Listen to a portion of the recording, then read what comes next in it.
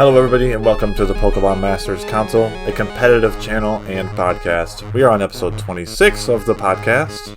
Justin, what's up, man? Not too much, man. It's been a fun couple of weeks. We've having a couple of local tournaments ourselves. That's been fun. Getting ready. We just had Delphox drop in Unite. Yes. This week. Yes. And we're just on the cusp of all of this brand new stuff. We got 2-3 weeks until the Pokemon Go set for TCG. Yep, it's coming up fast. You're spoiled this summer. Yeah, I am. So there's a lot of news, a lot of stuff to talk about. And today, the main topic, we just got some Gen 9 information, a brand new trailer drop. So we've got, basically that is sort of the topic today, where we got a little bit of tinfoil hat. We're going to be talking about Scarlet and Violet and sort of our wish list, a little bit of Pokedex stuff, kind of what we want to see. And then also, the last bit of news we have to talk about before that would be also Catch-em mode. Okay. Brand new mode in Unite, which is obviously a lot of fun. So there's kind of a lot to unpack and talk about. But first, host Hobbies. What's up with you, brother? All right, host Hobbies. So, me, in my personal life, what I got going on is I am going to go camping this weekend. Oh, big camping trip. Yep. So if you've never been to Michigan, we have one of the single greatest places to have summer and fall. Lots of stuff to do, beautiful outdoors. Winter and spring are terrible. Yeah. Don't come here for those. Yeah, but me and some buddies, we're going to go up to Sheboygan, which is, here's the mitten. Wait, is that the right way? There it is. This way? Yep. Yeah, so this is the mitten. If you look at the mitten, Sheboygan is like here. There you go. Yeah, here. Up by Mackinac somewhere. Yep, by Mackinac. And then we're going to travel over to this side. Traverse City. To Wilderness State Park. Ooh. And we're going to stay there for a night. So we're staying in Sheboygan one night, Wilderness State Park the next. We're going to play copious amounts of disc golf. And we are going to eat food over the fire. And we're going to fish. And freeze. Hopefully not freeze, because I actually haven't even checked the weather. I don't know if it's supposed to rain or anything. I never checked that stuff until the day before. It rained all day yesterday, so knock on wood. We'll hope. Yeah. So that's what I got going on this weekend. So yeah, maybe by the time some of you guys are listening to this, I'll be up there. Be gone or on the road. You guys can think about me while you're sitting at home listening to this or playing Pokemon or something. As we do. All right, you had a pretty eventful weekend. Yeah, we had So the summer season has kicked off for Warhammer, another hobby of mine, and we had our first one-dayer. So a local guy, he's one of our local TOs. For people that don't, tournament organizer. He opened his own game store, kind of near where we live. For people that are around here, it's over on 28th Street in Rogers Plaza. So he obviously it's over there for really cheap rent. Yeah. And he opened a game store a month or so ago. So he's been doing a bunch of stuff for all the different board games and whatever that he sells every day or every weekend type of thing. He's been having these people come in here and these people come to cards and whoever, whenever, right? So our day was this past weekend, and we did a little one-dayer. We just did we call them RTTs. But basically it was just 3 rounds. You play 3 games. We went there and I ended up going 2-1. So it was really fun. Solid. Winning record, man. Yeah, I brought my dwarves. It was a lot of fun. We ended up getting some Mexican for lunch. And Nice. I ordered a margarita, not realizing how much it was going to be, and they brought out a gallon bowl this. Dude. So I got pretty messed up. That was fun. Nice. You got to make it worth the money you invested in that margarita, dude. You can't. I'm here for a good time, not a long time. Yeah, dude. So, it was just a lot of fun. I ended up playing, for people that are interested real quick, I ended up playing my Cities of Sigmar, so I played my Dispossessed Dwarves. I had basically a pretty standard castle list with 20 Iron Breakers. I also had the Coalition. I brought in 10 Grunstock Thunderers with the full special weapons.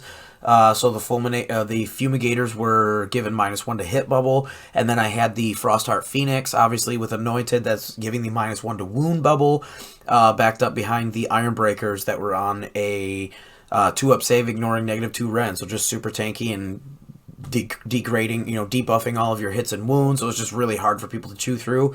And then obviously I was going, because I'm cities, I had the bridge with Iron Drake, so just teleporting dwarves around with basically flamethrower cannons, just shooting fireballs at people, just nuking them off the table. That's my damage. So basically every turn I would kind of hold you up with a bunch of shield dwarves, and then you just bounce.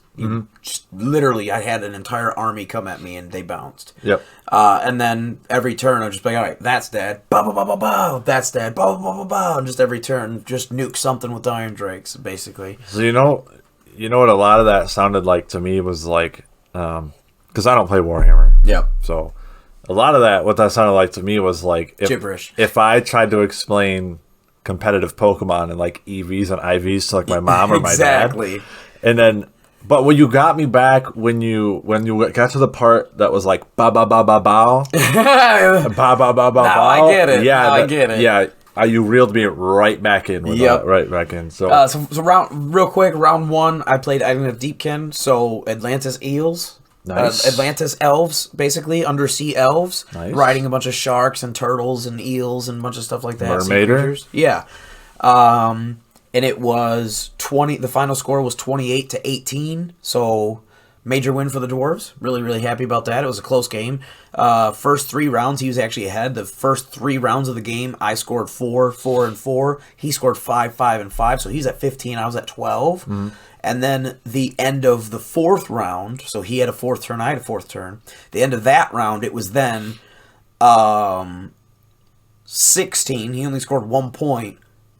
To 19. I had scored 7. So that 4th round reasons, I ended up getting that huge swing. And then also in round 5, I then scored another 6 plus my grand strategy, which was another 3 at the end. So I ended up going up to 28 total. So really, really happy with the result there. Round 2, I fought Maw Tribes. It was Beast Claw Raider list, so for you it was ogres riding a bunch of mammoths. Okay, alright, sweet. The dude just had monster trucks. He had like 5 mammoths, and that was basically his whole army. He didn't have like a bunch of dudes. It was just giant ogres on giant woolly mammoths. Okay, so no like foot soldiers or anything? Basically nothing. No, nothing. Okay. It was all monster trucks. Wow. And I've never played against that list before. And it was also on a mission that wasn't very good for my list. It was on Veins of Gur, for people that do play Warhammer, and it was a major loss for us, but that's okay. That's right. I learned a lot. Super nice guy. That's why we played 3 rounds. Yep. And then round 3, I ended up playing Night Haunt, so ghosts. It's a full ghost army. You see Lord of the Rings when a big wave of green ghost comes in? Yeah. All ghosties. Okay. And the ghosts are strong against me. It's sort of a rock to my scissors in a way, because one of the things that my dwarves are good is we have a lot of rend, which is like armor penetration. Yep.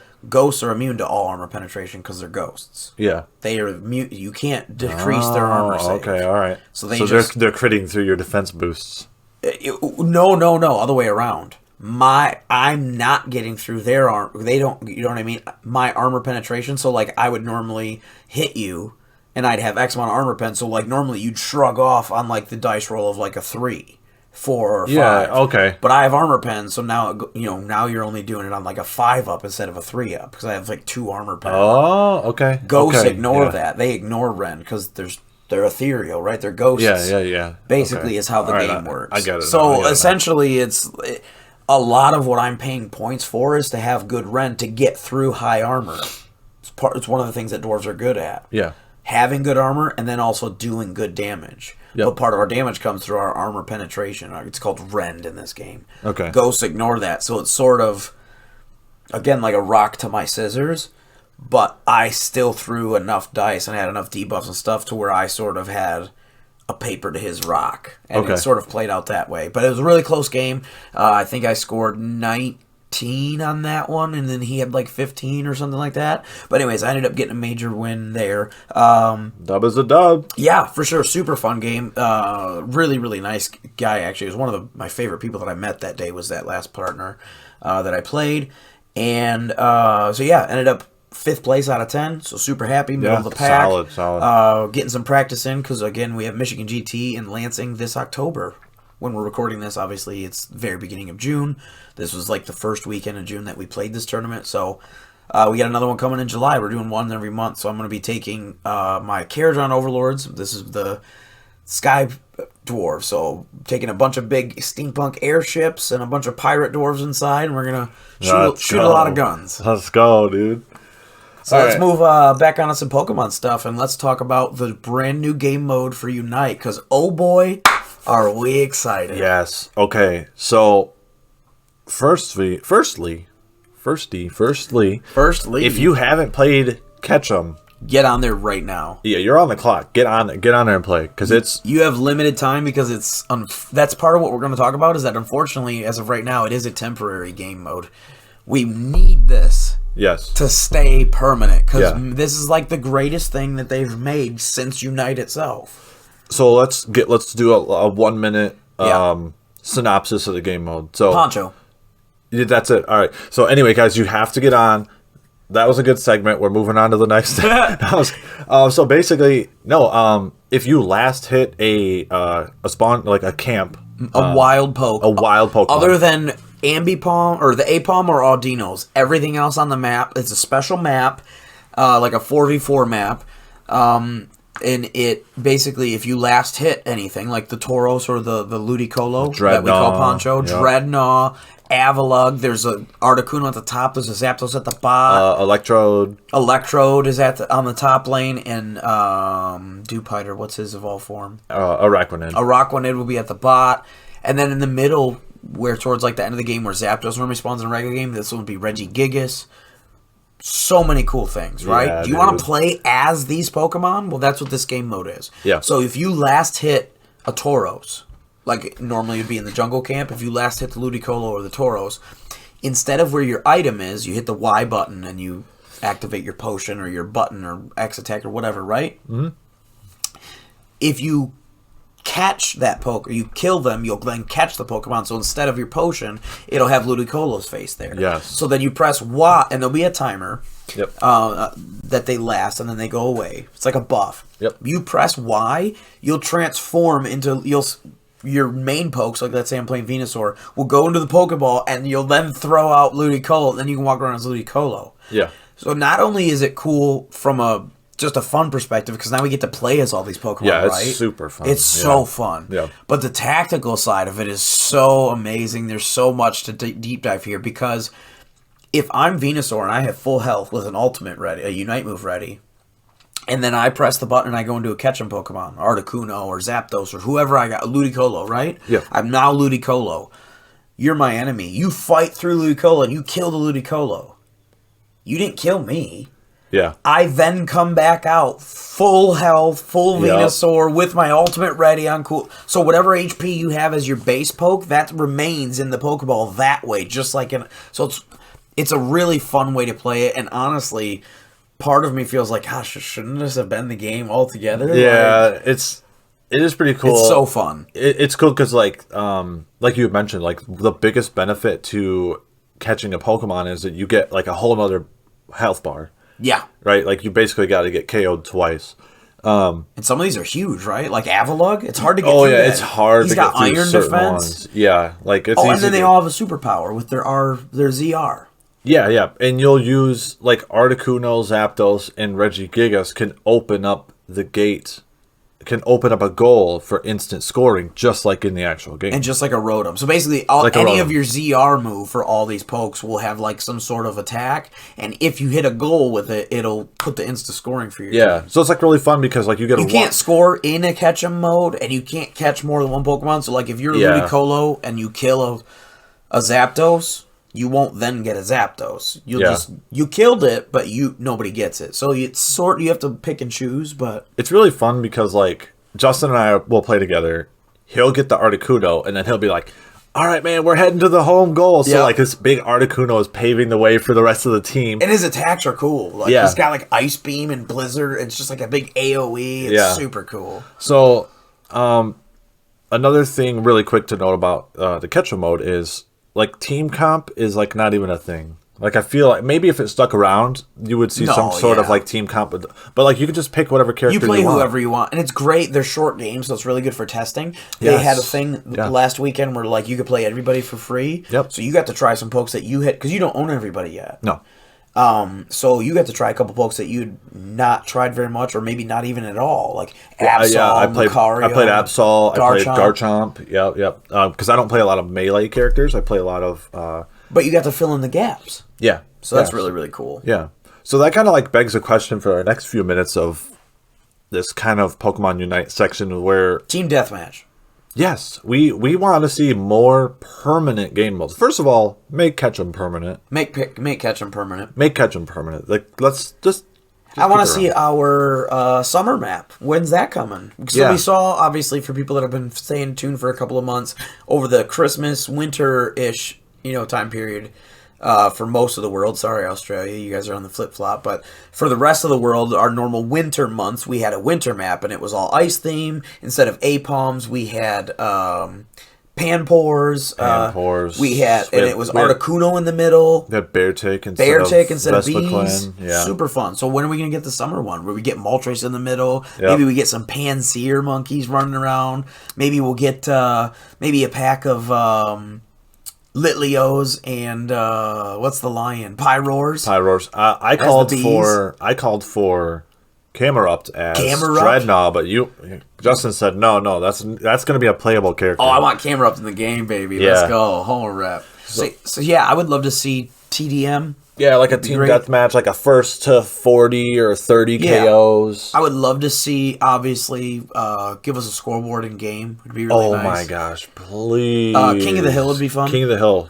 Or Juggernaut type thing. Yeah. Some sort of like boss mode where we have to fight like a big boss Pokemon or something like that. Like a raid or something? Raid or a dungeon type thing would be really fun. That'd be There's cool. a lot of cool things they could do, especially if like these smaller, not the main 5v5, but just other offshoots. If Smash Bros can get away with like an adventure mode, like Subspace Emissary from Brawl, like there's no reason that give us a raid mode. Yeah, like a raid mode or something. I think I definitely just want to see more permanent game modes because like the maps help.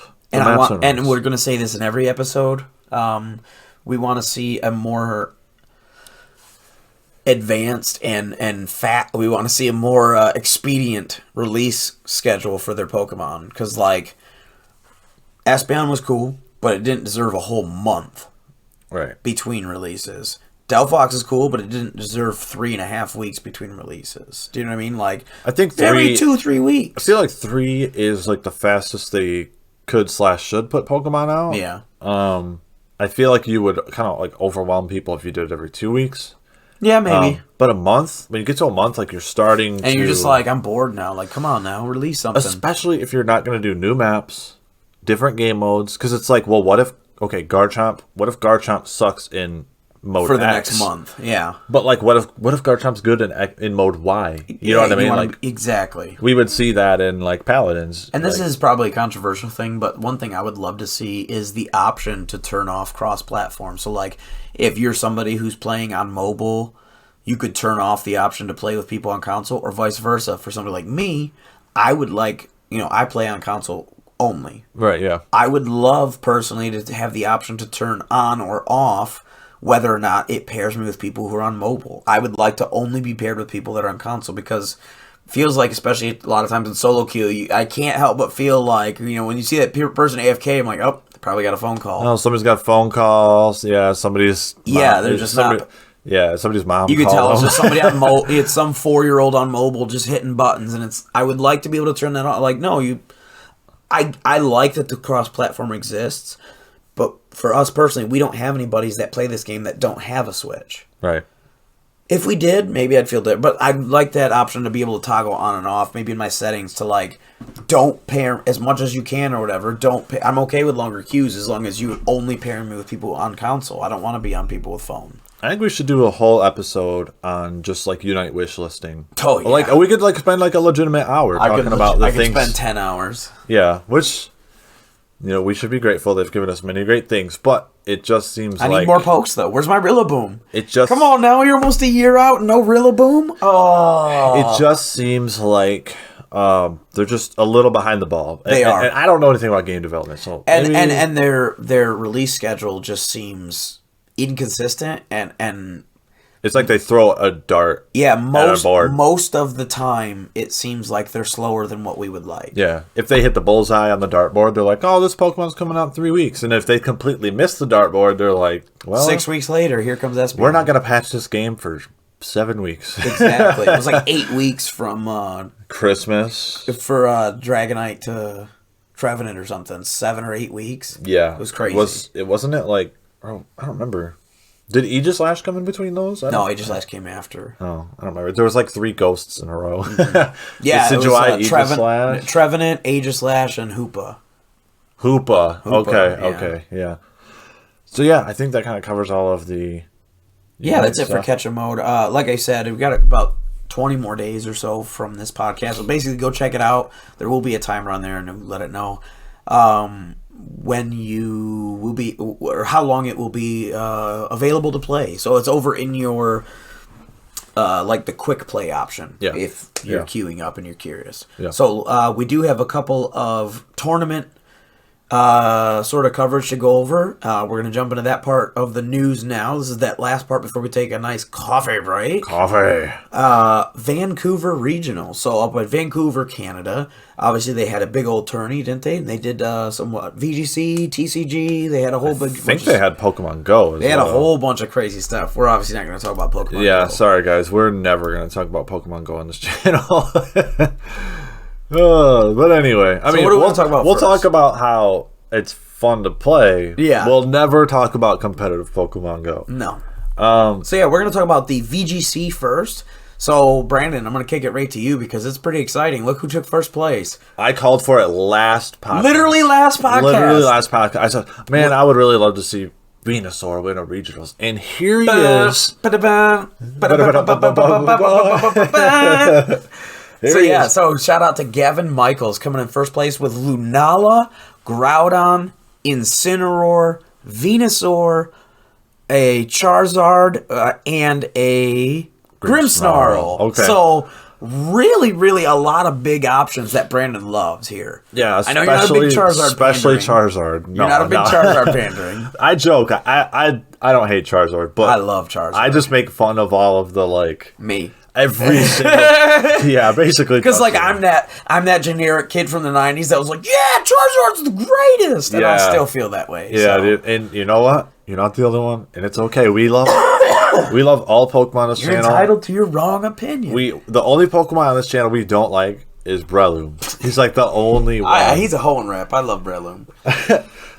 Frosted Caribou. That you know who she is? Yeah. She calls them Chiggle Bitties. Yeah, because this idle animation, he's like this. The little arms, the little T-Rex arms, even though he's supposed to be a kangaroo. Anyways. So here, second place is a Solgaleo team. It's Solgaleo, Shadow Rider, Toast, the Heat Rotom. Yep.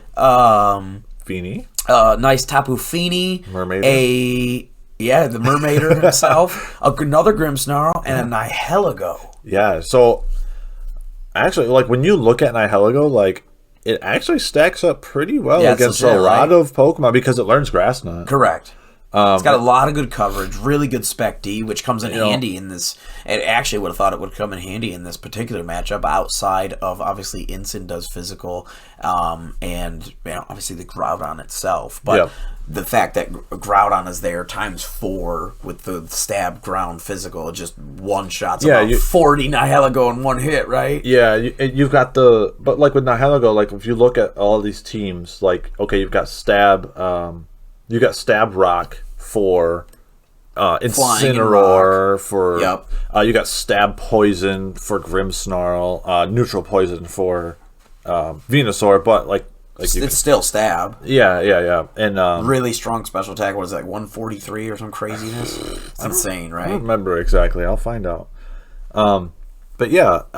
We see a couple of Sword Dogs still, but not in the top 3. Yeah, not even top 3. That's the first time. Swordfish himself. That's the first time in 2022. Yeah, that's the first time on this channel for sure in this year that we've covered where the Swordfish is not the winner. Yeah. But that's not true. We've had a couple Groudons win, but where the Sword Dog is not the winner. Yeah, this team is crazy? Okay, Kyurem White, Calyrex Shadow Rider, Talonflame, and Sableye, And then he basically has the Ditto for another restricted. Urshifu. I'm assuming that's Dark Urshifu? I would assume so.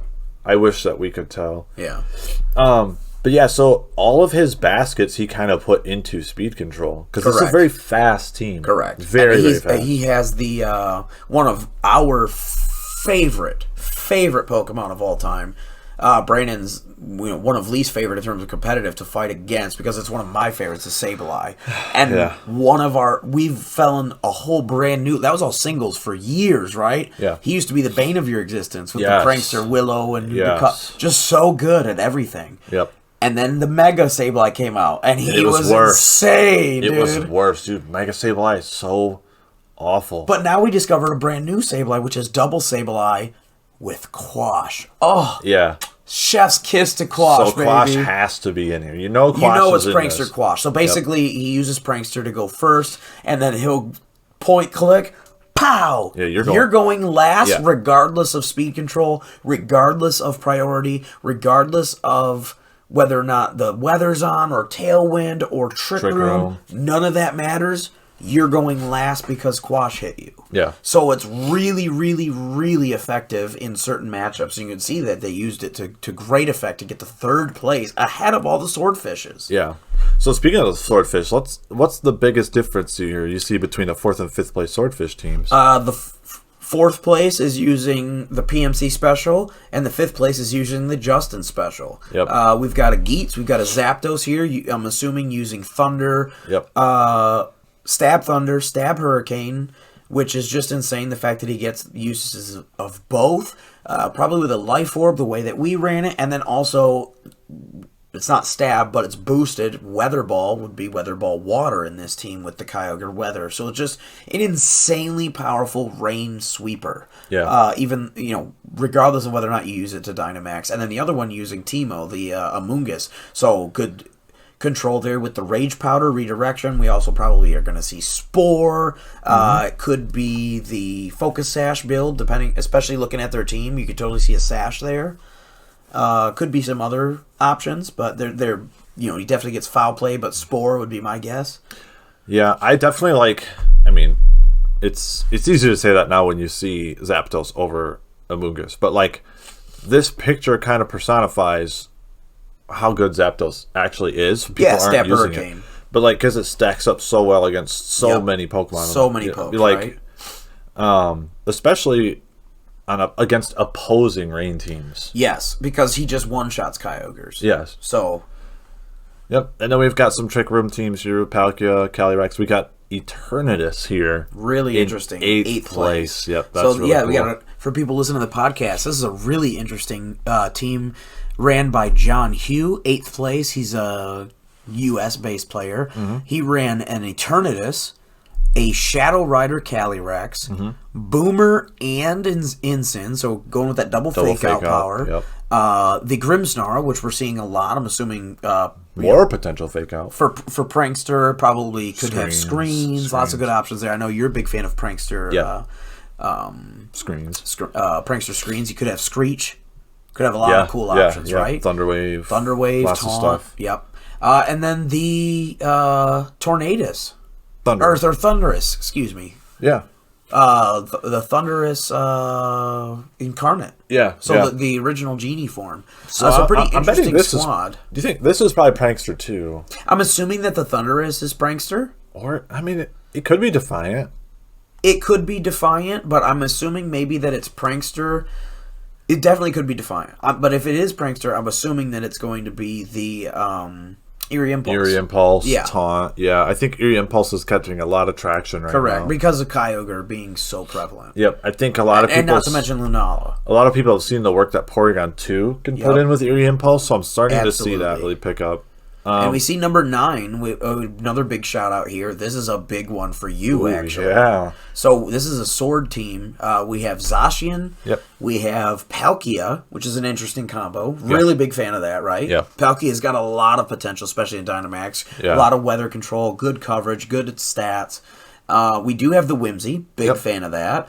The Ensign and the... Is that a female Indeedee? Yes, it is. That's a female Indeedee, so that's redirection. And what's that last one there? Celesteela. Celesteela. I know you're a huge fan of old Lady Rhea here, right? Yeah. So, definitely one of the better, like, Assault Vest users. Great. She's got such good coverage, right? Yep. Especially with your patented, the PMC build, it's your build with the certain specific amount of EVs and modest. You can still be incredibly tanky, really good damage output, and only need a +1 speed to outspeed everything at base 100. Urshifu, yep. Urshifu was the bar that I wanted to beat when I did that, but then I just kind of increased it to base 100. Well, and she has stab airstreams. Yep. So it's really powerful. Yep, and then probably paired with Fake Tears here.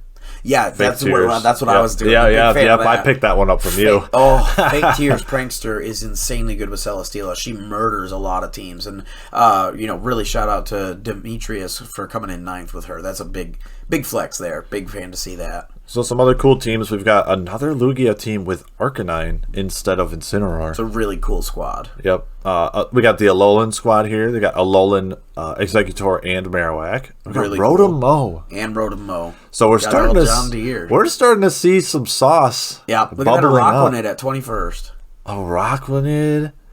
That's interesting. I just saw something. I don't know where. Okay, here's Dialga. Dialga at 17th. It's really, really cool. I thought I saw something cool, but maybe I... No, there is. There's some real sauce in here. If you guys want to go on here and check it out on Victory Road VGC, we can definitely leave a link. There's a Ho-Oh down here at 25th. Yep.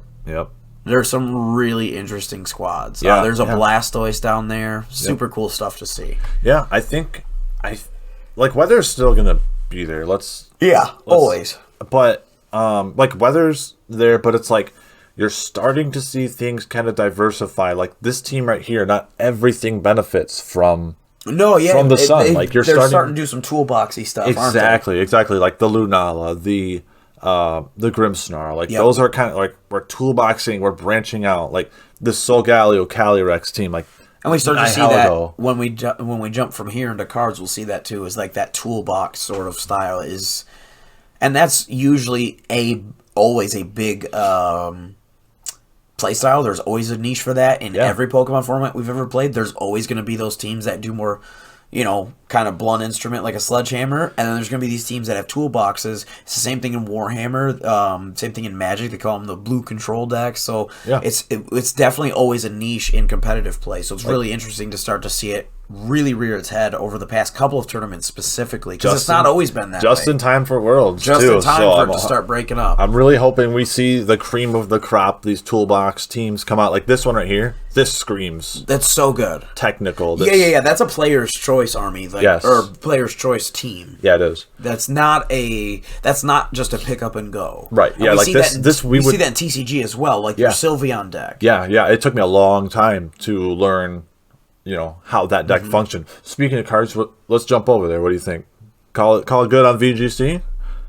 All right, let's talk about TCG. So TCG, 348 players of this. That's a big TCG tournament. Vancouver Regionals, baby. Well, for comparison, there was 117 players in VGC. So obviously, TCG taking the world by storm, especially post pandemic. Yep, and now the Astral Radiance. So Astral Radiance is not live at this tournament.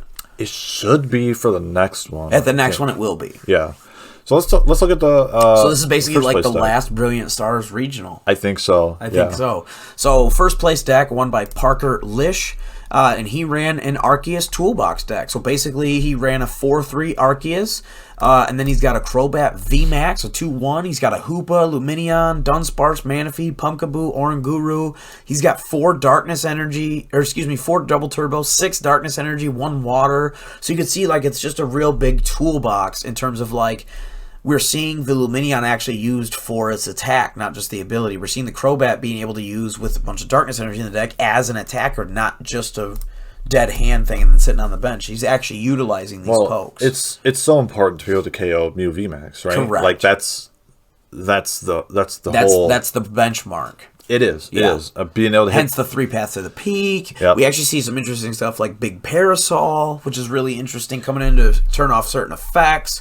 A bunch of Crushing Hammers and Fan of Waves. So it's just a really interesting, again, like sort of just Arceus Toolbox-ish kind of deck. You know what's kind of interesting is like when you run a deck with Arceus, you kind of have the luxury. Like if you're gonna go with Arceus as your main like attacker, and let's not get it twisted. This is a 4/3. Let's not get it twisted because Arceus hits like a truck. Yeah, 200 is a legit. Like you think about Arceus, you think about all the things it does. People forget that it hits for 200 damage on top of accelerating all that. and even when it's got a double turbo, that's 180. And as we know on the channel, that's like a benchmark for 2-hit KOing everything in the game, right? And 210 with a belt.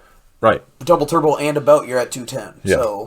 So you think about that, you have the luxury, if this is what you're doing, and they accelerate the energy to each other, then you have the luxury, like 7 cards spent on Crushing denying. Hammer, Fan of Waves. Yeah, like you've got that luxury. You know what I mean? Because again, he can just sort of choose what engine to pair with Arceus. Are we going to do Bibarel? Are we going to do a toolbox with a bunch of dark? Are we going to do, like we've seen a bunch where they use a bunch of water energy and Melanies? Are we going to see the Shady Dealings engine? There's so many options to run with it. You just sort of choose what flavor, right? Yep. But another thing that we are seeing a whole lot of that you and I have talked about a few times is there's so much Path to the Peak. Yeah, it's so important because it shuts off those key abilities. Like even when we do get into Astral Radiance, it's still so powerful because it'll shut off certain V-Star ability powers, not only Arceus but other things like Lilligant and Samurott that are coming in, and that's really powerful to be able to turn off those abilities. Yep. Not to mention, obviously, the big boy in the room is Palkia's ability. Yes, so that'll be huge. Path to the Peak is still going to be premier choice. And we kind of are like, you wonder why you see so much Path to the Peak, and you look at this deck, and you're turning off your ability for your Luminion, your Hoopa, and your Crobat, and your Arceus V-Star. But there's one key reason. They have Pumpkaboo. So Pumpkaboo, when you play it out of a hand, you can remove a stadium from play. So he basically could lock up his opponent, lock up himself too, but he has the key to get out of the handcuffs, right? Yeah. That's sort of how I look at that, is the fact that you just, pow, do the thing, do the combo, turn off your path, do the stuff you need when you need it to. That's a good point. I also wonder if they kind of take this mentality where like, it's worth it. Is it worth it to turn off my own abilities so that my opponent can't use Starbirth or just Dark Asset? Play knowing that I won't have this just to turn theirs off. Yeah, because like if you turn off all the abilities in the game, if you get your Trinity Nova off before theirs, they're in a bad spot. That you are one step ahead the whole time. Correct. They don't have these abilities and to it's catch something up. We've talked about a bunch. It's just tempo control. Yeah. It's so important in competitive play, regardless of what format. Yep. So we'll take a look at a few more decks here. The Gyarados deck from Little Dark Fury is making an appearance. Baby.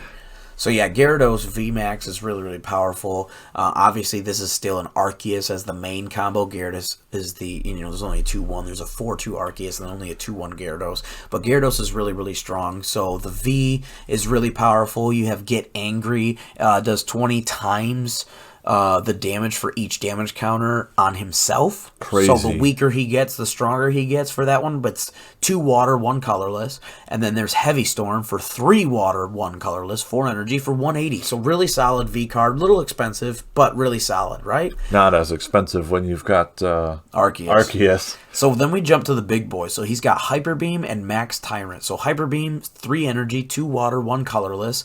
Discard an energy from your opponent's active Pokemon for 120 damage. So pretty solid, right? I'm assuming you could discard a double turbo from your opponent. Yeah, right? Yep. Because it's just discard an energy. It's not basic, so you can choose. Okay. It's 330 HP, which is a super solid benchmark to be at for a VMAX. He's nice and tanky. And then Max Tyrant.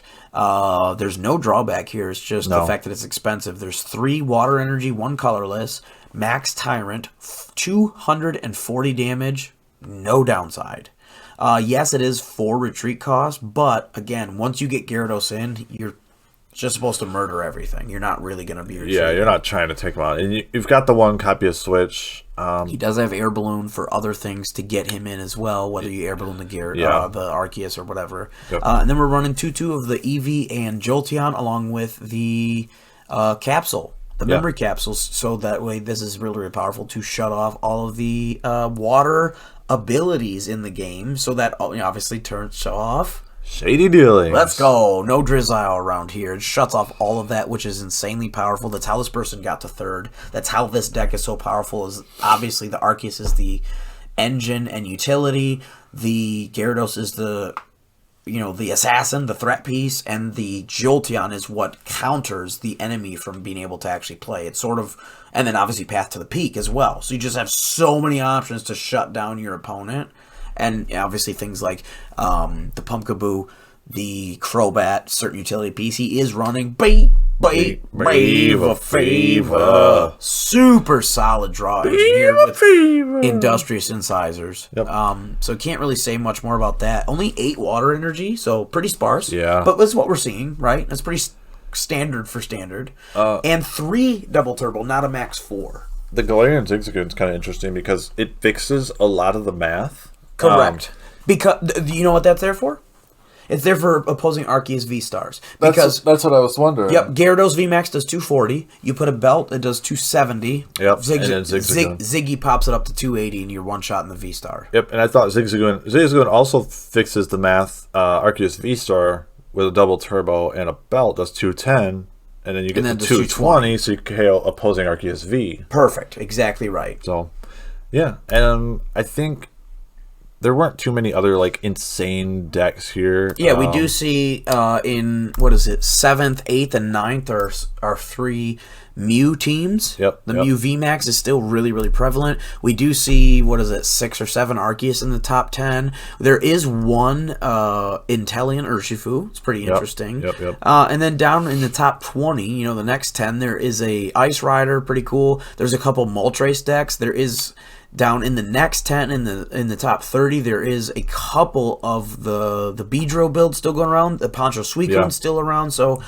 still pretty much the same meta, just sort of changing around how much and then what placings. But yeah, this Ice Rider Calyrex deck is pretty interesting, right? So it's 4-3 of Ice Rider VMAX. Yep. And then just the standard Inteleon line with 1 Crobat. Yeah, it's we fought this deck a few times at this point. We fought this link in the description to our brand new Samurott V-Star deck profile on Brandon's account that we put up this week. Zero, you fought this guy. We actually fought him twice in the recording. Yeah, two different battles. Yep. It's a good deck. It's legit. Ice Rider does a lot of damage. The V Max does a lot of damage and spreads. There's so many ways right now in the format to recycle water energy. So getting rid of water energy is not that big a deal. No. With Nessa, Melanie, and now you have certain search engines with Arida to get a poke and an item. Yep. So you just anything you need. There's just so many options here. Yeah. Obviously in this deck there's no Arida yet, but we're talking.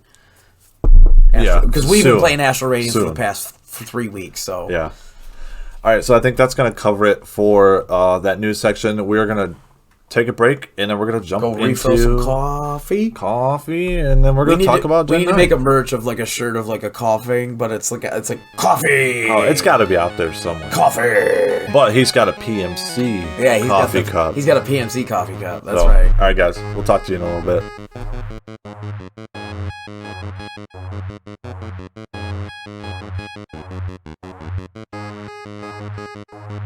All right, guys, we filled the coffee cups. We're here to talk about Gen 9. We got our first kind of solid look at the game, or peek at the game, I should say. Yes, they had an official teaser. Then they had the trailer number 1 where they showed off the starters. Now this one they showed off the legendaries. Yeah.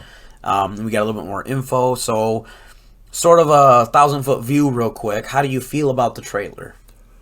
10 being the best trailer ever, 1 being the worst.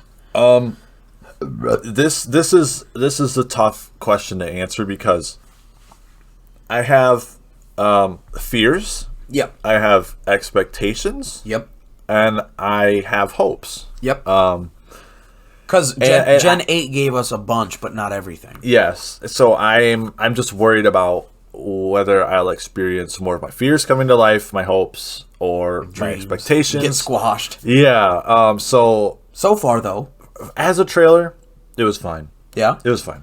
6 or 7 out of 10. Nothing. See, for me, I was going to say 7 or 8. Like, it gave me what I wanted. It didn't give me everything I was hoping for out of this trailer. I was hoping we'd see maybe the second stage or even the final stage of the starters. Yeah. But I can understand why they're holding off. And they gave us a legendary, so, like, for that, it's a big deal for them to show off the new legendaries. Yes. It's a huge deal for them. That is. And for us as fans, it might not be exactly what we wanted from the trailer, but to them as a company, that's a huge deal to announce the next generation's new legendaries. And I would argue that from a marketing standpoint is more important than the starters, because they're on the box. They're on the box. You want to know which legendary you're going to get. Exactly. What are you paying for? I guess we'll start there. Is which legendary do you like the most?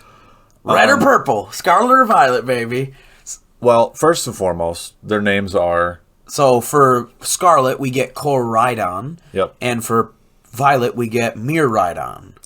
I like Miraidon a little better. And I'm Koraidon. The red one with like that Quetzalcoatl sort of feather dragon lizard kind of look. Looks like he's got a tire here, but I think it might be like that bullfrog. Yeah. Big expanded chest thing. But the big feathers, he just looks mean. He looks it's one of the greatest designs I've ever seen in my life. Like, I'm so hyped for Koraidon.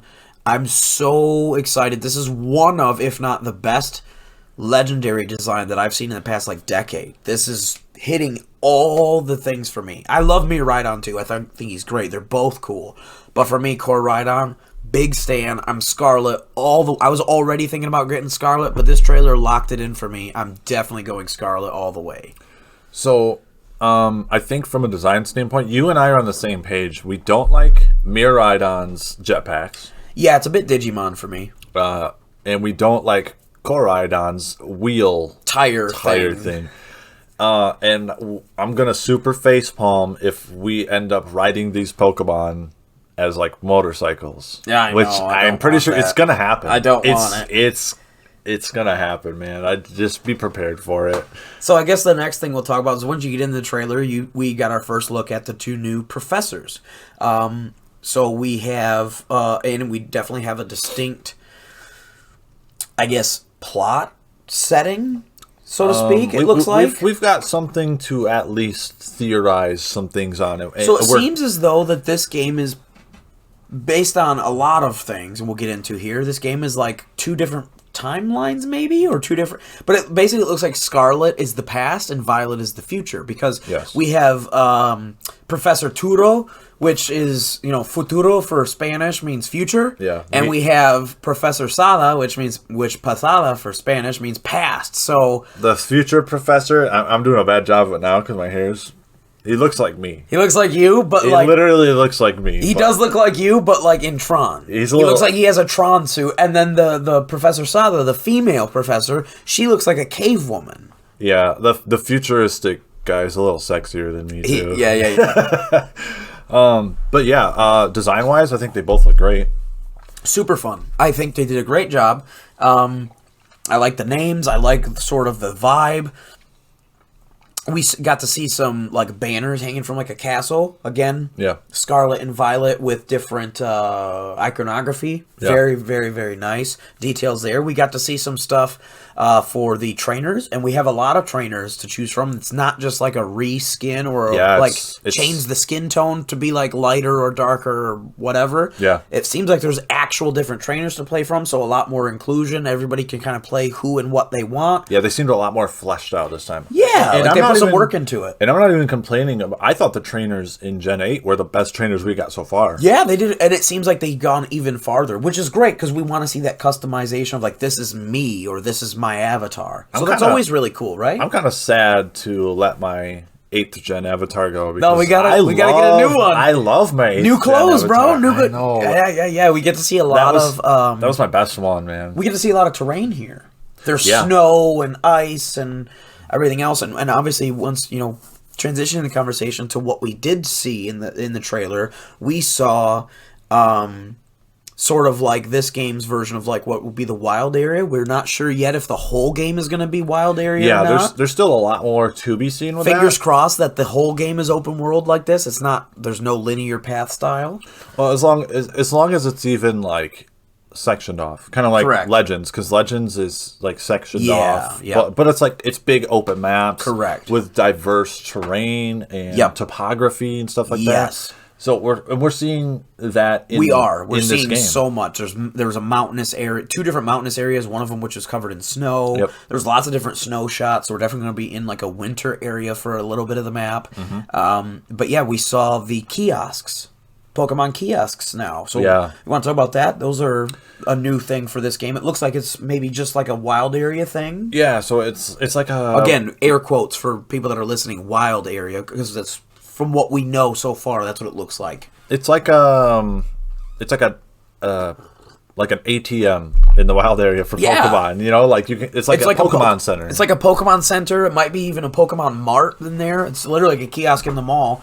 You can't miss it. It looks like a Pokemon Center, but you walk up and it looks like you can do trading and computer and all kinds of stuff, healing and shopping. It reminds me of I've seen what trending in a few like disc golf groups and stuff like that is vending machines with discs in them on the disc golf course. There you go. Like it's an actual real thing. It's a real thing, man. I think it's a terrible idea. Yeah. I think it's awful. Someone's gonna break in there and steal all those. Yeah. But it's like that's what that kind of reminds me of. It's just like out in the middle of nowhere. Yep. Here's your Pokemon ATM, like they're all on a bank or something like exactly. There's just random kiosks out there. But it's cool, so that way we don't have to go all the way back to town or whatever.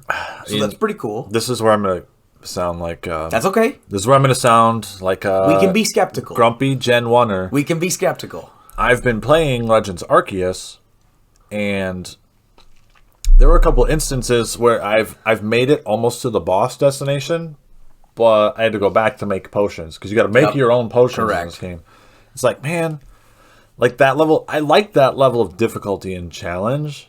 But at the same time... Some people don't. Yeah. Like, understandably so, but it's like... Click the map, change the Pokemon in right where I'm at, and let's go. Yeah, I'm just kind of sick of the whole... And whatever.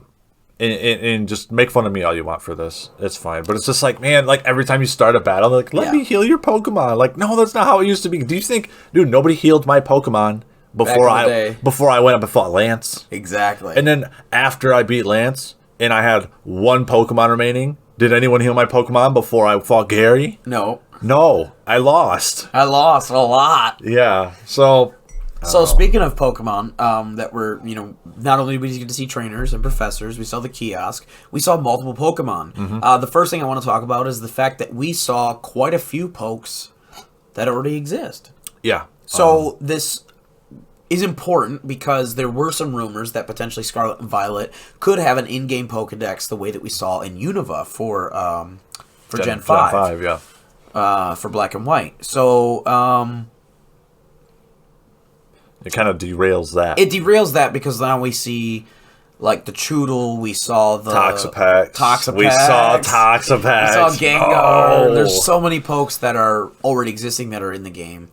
Out in the wild area and stuff like that. So we can pretty much assume that it's not going to be like a 5th gen where we only get 9th gen pokes in the Pokedex. It's going to be a mixture. Yeah. But that leads us to the other part of the conversation is that we did see 3 on top of the starters and the 2 legendaries obviously. Yeah. We saw 3 brand new pokes from in the game. So let's talk about that real quick. We have names for them. We've got a little bit of info and about their typings or their design aspects. So really happy. So we'll start here with the first one we saw, which is Palmy. So Palmy, very cute. Palmy, I think, is the new like Pikachu. Yeah, is this electric. It looks kind of like a red panda, like this little stuffed animal type thing. I really like the design. Looks very cuddly. Yeah, I like that it's like a different type of animal that we've seen before. It's not just another squirrel or a rat or a raccoon. It's not one of these rodent type things that we always see, right? Mm-hmm. It's like an actual like panda bear like thing. Yeah. So definitely going different with their inspiration. So let me ask you, what's your favorite Pikachu ripoff? Oh, I have to go with Plus and Minor. Plus and Minor. Okay. All right. Más y menos, cinco. Yeah. So where does Palmy stack up in your Pikachu ripoff tier list? I think he's great. Rankings. I think he's great because he's different. Yeah. He's not a squirrel. He's not a cute little bunny or a squirrel or a mouse, or he's not that same. He's, Emolga is a flying squirrel. Yeah. Pachirisu is a squirrel. Pulsominin, little bunnies. You got Pikachu, which is a little mouse. You've got Dedenne, which is a little hamster. You've got Togedemaru, which is a little hamster porcupine thing. Morpeko is a little hamster. You see what I mean? There's just like this trend. Yeah. And this one is like, well, wait a minute. This is like a panda. It could be like it could evolve to like a something big. It could be like a bear or something. It doesn't have to be this cute little partner sits on your shoulder thing the way that it always has been. So and it's a great design. It looks cute. Morpeko gang. Yeah.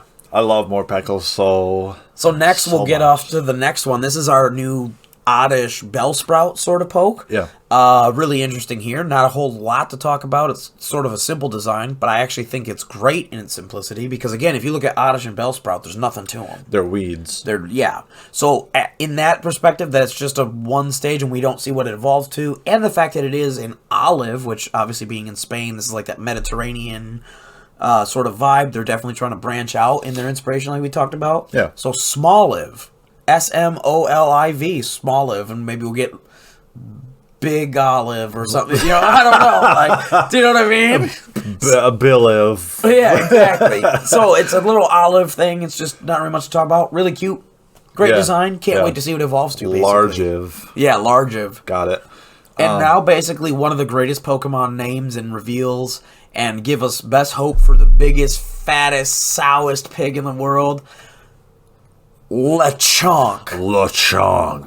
Everybody get on hype train for Lechonk stocks, baby. He's so thick. Stupid fat little piglet. I hope. Yeah, I want to see him evolve into the biggest, messiest, covered in mud and poop. Nasty. Just a big, fat, 300-pound sow. Just nasty. Give him thick fat. Like, let's go. I want to see him dark and ground. That'd be cool. Yeah, I was thinking that would be the type 2 because he's kind of covered in mud. He's kind of frumpy. He's very grumpy and frumpy and covered in mud. He's adorable though. He's got like a dark like skin tone. Yeah, he's black and pink. So yeah, I'm excited for him. I'm more excited for the evolved form. But yeah, Lechonk might be one of like the best Pokemon names ever. Like Lechonk stonks. Yeah.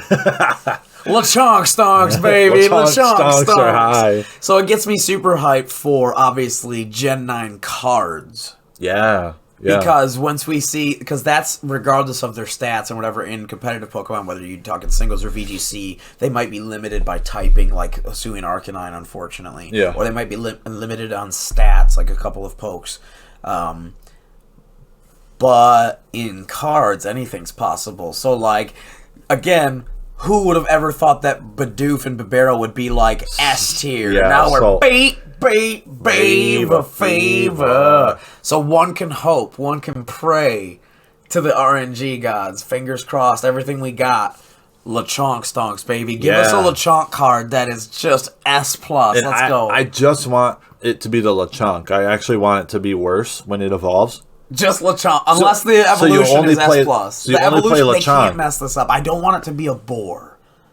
Like with we already have have that with Mamoswine. I want it to be a big sow. Big fat piggy. Yeah, dude, he's an ability like Bibarel's where you just like draw 6 instead. So you can get that like card draw for like... Or give us an ability that works like evolution in a sense because they're getting rid of it. Oh, yeah, we need that. So we're getting into like the tinfoil hat area, which is perfect. That's kind of how we want to close off this discussion. Nice segue. We have some Gen 9 wish listing, I guess, so to speak. We're going to put on our tinfoil hats, and we're going to talk for just a few minutes about some of the things that we're glass half full. Yes. Some things that we want to see that we think would be beneficial either for our play style or, our... the channel. First and foremost. But in terms of like actually playing through the game, and then also some things that we think would help competitive play as well. Things that are going to make us play this game for more than 40 hours. Correct. The first and foremost, especially from a competitive perspective, this is almost to the point where it's not really a request, it's a demand. Yes. I don't care what the fix is, whether it is giving us an option to turn it on and off, increasing it, removing it altogether, I don't care. But you have to fix the timer. Not being able to battle him in a full singles match for the entirety of 8th gen, unless we're like rushing or unless it's just a 6-0 sweep, it's ridiculous. Like, Yes. you might have to bleep this out, but it's bull. Yeah. That we had to go the entirety of 8th gen without battling each other. Like, that's literally like 75% of the reason we got into this hobby when we were younger was to battle each other and battle Doug and battle all of our friends. Yeah. Battling online is fun, but 3v3 is just 3v3. It's not the same. Like, And VGC is VGC. I want a 6v6 singles format that is not 20 minutes. There's no way that you can finish in 20 minutes. even if Even if just, you turn animations off, you still can't get through the game. and even if it's just the two of us battling, like battling friends. Yeah, You know, like I don't need. I mean, I would love a 6v6 singles ladder. correct. I'm not expecting that. I'm not demanding that. And if it doesn't show up, then whatever. I don't care. But like, But if I'm battling somebody that I know and I'm inviting them to the battle, I should be allowed in the rules to... You can change all sorts of stuff, but you can't change the timer. This is a huge gripe, and it's not a small deal. This is a global problem that millions of people have talked about online already. We're not the first people to talk about this. This is a big deal, and it's a huge... Like Joey, the #1 showdown content producer in the world. PokeMD is what I'm talking about. Joey Pokemon, yeah.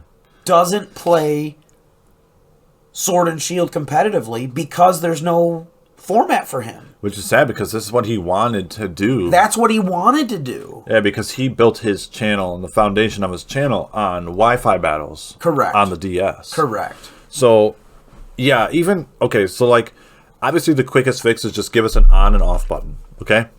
If they're not willing to go that far, at least make it a half hour. Yeah, at least you a can't half leave it hour. at 20 minutes. It's, No. In no world is that even kind of close to enough time. No. Not even a little bit. 30 minutes would be cutting it close. Like, good battlers. Yeah. The good battlers.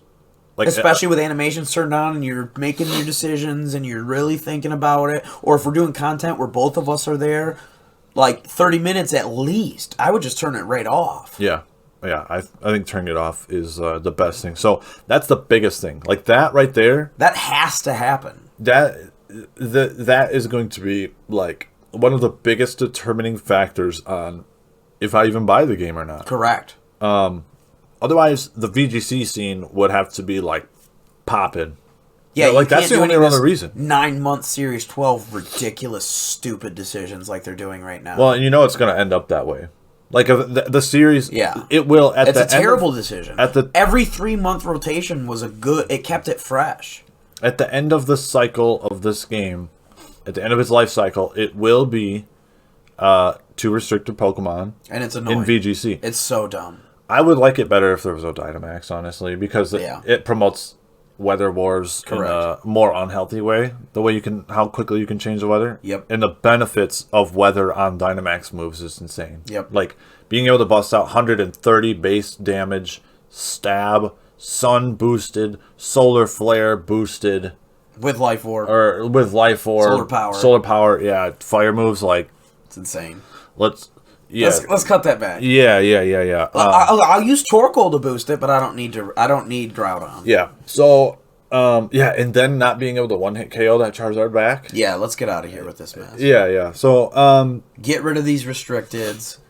that's Back to 3-month rotation. Put a ban list. There's a lot of options. You don't have to keep it because it's ridiculous right now. We don't play VGC for a reason. I wouldn't even mind if they did like 6 months rotations as long as they kept restricteds out. Correct. Keep restricteds out. But It's toxic. It's just not fun. It will eventually go there. Yeah. It's a fact. So if we're playing like locally and like maybe planning on attending a regional, that would be a big reason for me to pick up the game and play. So, So what's another thing you'd like to see? I know you had mentioned something about the audio of the game. Yes, this is a big gripe I have after being spoiled by games like Xenoblade Chronicles. Well, and realistically, is it spoiled though? Like, it is 2022. It is. It is. And by the time this game comes out, it'll be knocking on the door to 2023. Like, it's about time y'all catch up. We need at least voiceovers. I don't mind I don't need these big immaculate cutscenes, okay? I don't need. No, we're not graphics people. But like we don't need it to be premiere. I've been playing Legends Arceus a lot. But I shouldn't have to read the entire game anymore. Right. But like Legends Arceus will do like some shorter, smaller cutscenes, but then their mouths will move just like in this previous. And they're just like text. It's like. And it's just like, maybe, no. I don't know if maybe they're trying to hold on to some nostalgic Don't you know any friends? Can't you call up Steve and Bob and be like, hey, bro, can you do some voice? Like, dude, I'll do the voices. I'll do every voice in the game, You guys dude. are Pokemon. You're the most affluent franchise on the planet. You can't hire voice actors to... I still have to read the entire game, you know, obviously. 2023. Yeah, no, I agree. Voice acting would go a long way. At least voice acting, because like they did it for Fire Emblem, and what a world of difference! Exactly, exactly. It's like you come from that lifetime background of Fire Emblem, and reading the whole game, and then they've got the voiceovers, and then like look how much it changed. The experience. It changed my entire experience. Yeah. Another thing that I would like to see, obviously, we're really curious about the starters, as every Pokemon fan is. We want to see their middle forms. We want to see their final forms. We want to see typings. We want to see stats. We want to hear their names. Every bit of information about the starters is always just, like, and that's one of their big selling points between the legendaries on the cover and then the starters. Like, that's their big, like, hook for us. Yeah. So, any amount of starter news, obviously, I'm going to be really disappointed if they... stand Sprigatito up on two legs. He's going to stand up. I need it to be Quadrupedal. I think it's silly to keep making all these humanoid pokes. I don't need him to be that. I want him to be stand animals. up, and he's going to be wearing shoes. And it can't be fighting type. No. Apparently it's going to be grass and dark. And it'll be fighting and water. Which is cool. And then fire and ghost. Fighting water is actually, like, offensively, pretty legit. Super sick. Super legit, right? Yeah, obviously it gets, like, KO'd by everything. Yeah. But yeah, so it's interesting. There's not really much to talk about the starters because we don't have anything new yet. They didn't give us anything new, but once there is, obviously that'll be where we're at. The past and future aspect is really interesting. I think so too. They've really hammered on this a lot. Yeah. In this trailer, so I guess we'll round out with this last tinfoil hat sort of theory question that's been going around the internet. We'll bring it up here. Is like, do you think there's a possibility that these games are like the same but just different time periods? Like, do you think like if I get Scarlet and you get Violet, we'll be in the same region but you're in the future and I'm in the past? I think that's a possibility, and I think that would be the coolest. Would that be sweet? That would be the coolest route that they take. Because think about that, like maybe if Scarlet's in the past, maybe I get Hisuian pokes. Yes, because I think we're expecting Hisuian Pokemon to be able to be played in this game. Correct. So if it'd be cool if this was in the past, and then you would see Hisuian Pokemon in the wild, and then maybe in years in the future, you would see like Galar Pokemon or Alolan Pokemon, and then obviously you could transfer them between games because there's. And then there's also obviously a theory that Koraidon, however you say it, but the two legendaries, the red and purple, are the same dragon because they look very similar. Yeah. They have a similar silhouette in terms of where their body looks like this lizard sort of form. Anyways, it looks like it could be maybe the same poke. Yeah. Just different eras, or maybe like it's a fossil, and like in the past you turn it into Koraidon, and in the future you turn it into Miraidon. Yeah. Maybe they're brothers. So there's a lot of options there. They definitely look a little bit more like Sword and Shield, where they're like two sides of the same coin. You have a shield dog and a sword dog. Yeah. Right here you got a past dragon and a future dragon. So you said so you like them design wise. Big fan. You said that they're your favorite legendary designs in the past maybe 10 years, right? Yep. I like them better than the black and white dragons. You do? Okay. Yes. Okay. Really? Yes. All of them? Yes. Better than Kyurem, better than Reshiram, and better than Zekrom, for me personally. Fair enough. I absolutely do. I'll allow it. Definitely better than Arceus. Definitely better than Dialga Palkia. Yes. Definitely better than Origin Form Dialga Palkia. That's not even kind of close. Oh, God, yes. I definitely think they're better than all of the legendary beasts. The Digimon? Yep. Yeah. I agree. I think they're both better than all the legendary beasts. Combined, actually. And I think they are... I think they're better than... I like Solgaleo. a lot, but I think they're better than, or on par with Solgaleo, better than Lunala, way better than Zygarde, any of his forms. I think he's better than Giratina, either of his forms. What other legendaries have we got? Xerneas and Yveltal. Oh, Xerneas and Yveltal. I like those a lot, but yeah, I think these are better. I like Xerneas. Xerneas is great. I'm a huge Xerneas fan. Yeah, he's a great design, but I put them on that level. I put them like if Xerneas is here, they're like right above him, right? Like just a little bit above him. But yeah, like you keep going. We can play this game all day. Like I think that they just knocked it out of the park. They're so vibrant. Yeah. And I'm a huge fan of the color palette of both, especially. It's just on par. But the design where they're like this lizard form, it's not a traditional dragon. Yeah. It's almost like a big... Almost like a... iguana or like a lizard. A salamander. Yeah. And I love the Quetzalcoatl kind of look of Koraidon, where he's got the feathers. Yeah. I love the color of the feathers, where it's like that purplish to magenta to white. Yep. I love how he's got them on his hip, and just... Yeah, they nailed it. I can gush all day about these. I love how the Miraidon has like that plasma energy chest. Yeah, that's cool. Or like the lightning eyebrows. Yeah. Like, there's so many cool things to talk about here. Yeah, I agree. love yeah, they look like cool. You said, the salamander, that live, like Inteleon almost, where it's like that live, serpent-ish type of body, where it looks like he'd be real agile. Yeah,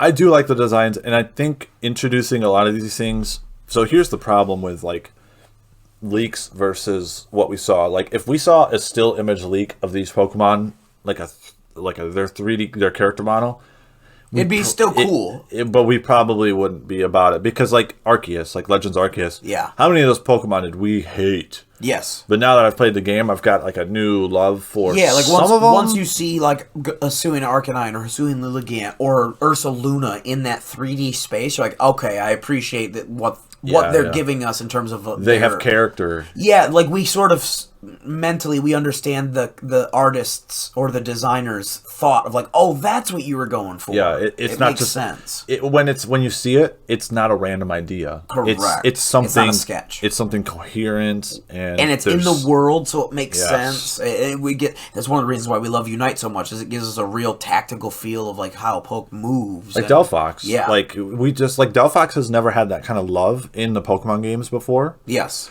And Doug, I think, mentioned this was Delphox's the first HD sprite. Yeah, for Delphox. So it's cool. You get to see the wand and the legs wand is amazing. Yeah, so it's really cool, and I love that we're getting some of these in like a 3D space, especially the legendaries, like big characters like that. So hopefully we get the same thing for the starters. Yes, that's what I want. So yeah, I guess we'll end off here with the wish list for the starters. I want the duck to be... I'm not really sure how I want the duck to be, because he's got like the little beret. He looks like he might be like a rough and tough sailor. Well, yeah, to me it looks like a sailor, like a navy, like he's military. Yeah. So I'm not really sure what to expect from the fully evolved duck. I'm really not sure what I want there. Do I want him to be buff? What's like a naval officer? Like, do they go Admiral, by like Captain? Okay, Admiral, Captain. So yeah, it'll be Captain Duck. Captain Admiral Duck, Admiral Duck, General Duck. Okay. But yeah, Sprigatito, I want 4 legs, and I would love it to be some sort of like leopard or cheetah. So it's like more of a fast, speedy, like a really awesome like Cheetor from the stores. Picture a green Chester cheetah, dude. That's baby. It's gonna be so stupid, dude. It's gonna wear gloves and shoes. Oh my god, dude. Don't do it. I'll quit. And then obviously the little croc. I'm most curious about him. I'm so curious about what he turns into, because like, are they going to go like full crocodile alligator, or are they going to transition that to like a dragon serpent, and that'll be like the snake? Yeah. For the, the whole fan theory of like every fire starter is a Chinese zodiac. Yeah. Obviously there's no crocodile, but there is a snake. So hopefully maybe we'll see his legs fall off and he'll turn into a serpent. We'll see. I mean, we've seen it before. Yeah, we have with Superior. Yeah. So that's pretty much it today with all our wish listing. Definitely link in the description to go check out the footage and everything from our first impressions and thoughts on gameplay and everything from Delphox for Unite. Go check out our Samurott V-Star gameplay, and coming up next on deck is our Lilligant V-Star gameplay for Astro Radiance, right on the cusp of when Astro goes live for tournament play. And stay tuned, because next podcast, oh boy, it's Brandon's birthday in July. It's Christmas in July. We're going to be talking about we'll be right on the doorstep of the Pokemon Go set release for TCG, which is coming out with not only Dragonite V-Star, which you'll get, you'll get the answer of whether or not Dragonite V-Star is worth it, or if if you're just going to stay at a V or run them at all. And then obviously the release of Mewtwo V and V-Star. And for people that are interested, there's not 1, 2, or 3. There's 4 different artworks for Mewtwo V that will be available on day 1. So if you want to run a deck with 4 Mewtwo's and have each one be a different artwork, you can. So stay tuned next podcast. That'll be episode 27. Check us out on YouTube if you do. Check us out on Spotify for the podcast. Until next time, I've been Gym Leader Justin. And I'm Zero. Council's adjourned.